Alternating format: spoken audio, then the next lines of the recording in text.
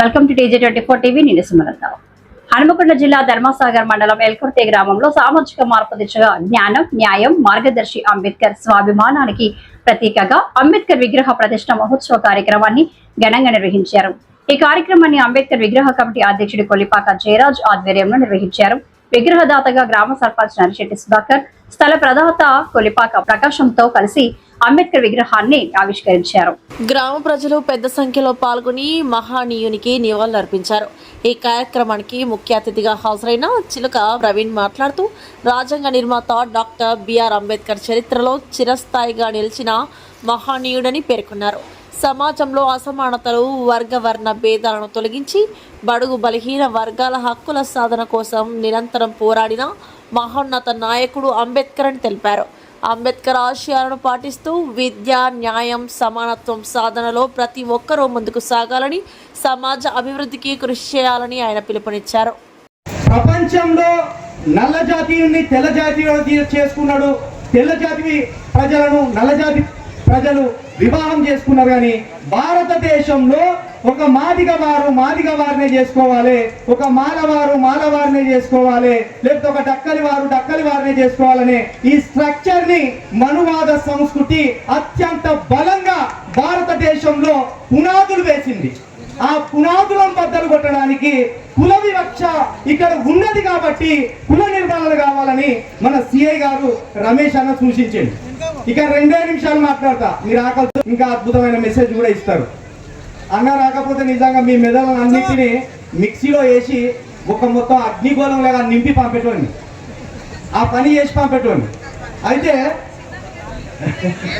అయితే ఇక్కడ మనము కుల వివక్ష పోదా? భారతదేశంలో కుల వివక్ష పోదు. భారత భూభాగం ఉన్నన్ని రోజులు ఉంటుంది, భారత ప్రజలు ఉన్నన్ని రోజులు ఉంటారు. కుల వివక్ష పోదు. ఇక్కడ కులం నాశనం కాదు, ఇక్కడ కులం చంపబడదు. ఇది విద్యావంతులుగా ముందు మీరు తెలుసుకోవాలి. కానీ కులాన్ని మనం దాటాలి. ఎట్లా దాటాలి? చదువు ద్వారా దాటాలి. ఏ విధంగా దాటాలి? అంబేద్కర్ లాగా దాటాలి. ఎట్లా? అంబేద్కర్ లాగా చదవాలి, అంబేద్కర్ లాగా బతకాలి, అంబేద్కర్ లాగా ఎదగాలి. అప్పుడు మాత్రమే మనం కులాన్ని దాటగలం, లేకపోతే మనం కులాన్ని దాటలేం.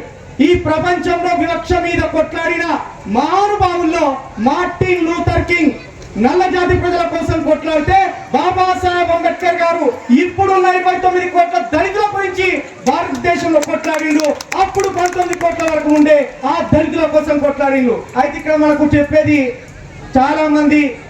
కొంతమంది చెప్పేది ఏంటంటే, బాబాసాహెబ్ అంబేద్కర్ ఒక దళితుల కోసమే కొట్లాడిండు, ఒక దళితుల కోసమే చేసిండు.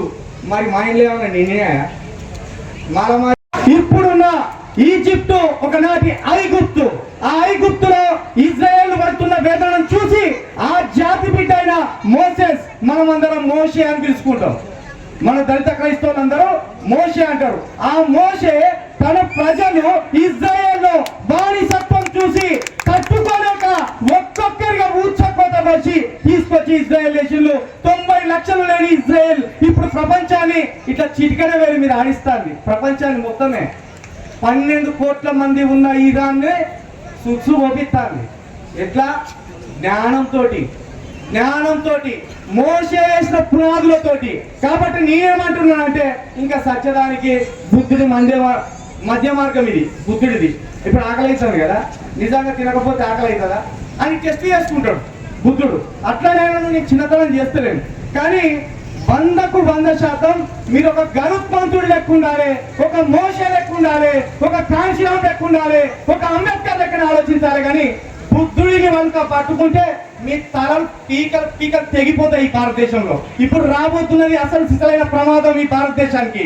మనువాదులు ఇంకా విచ్చలవిడిగా ఇక్కడ వెర్రిగా ఆలోచనలు చేస్తున్నారు. కాబట్టి చివరిగా మళ్ళొక్కటే, ఎక్కడ మొదలు పెట్టిందో అక్కడనే చెప్తున్నా. మళ్ళా అంబేద్కర్ లాగా చదవండి, అంబేద్కర్ లాగా బతకండి, అంబేద్కర్ లాగా ఎదగండి. మాత్రం ఈ ఎలుకుర్తి ప్రజలకు ఈ బాబాసాహెబ్ అంబేద్కర్ గారి విగ్రహ ఆవిష్కరణ సాక్షిగా మీ అందరికి చెప్తూ జై భీమ్, జై తెలంగాణ.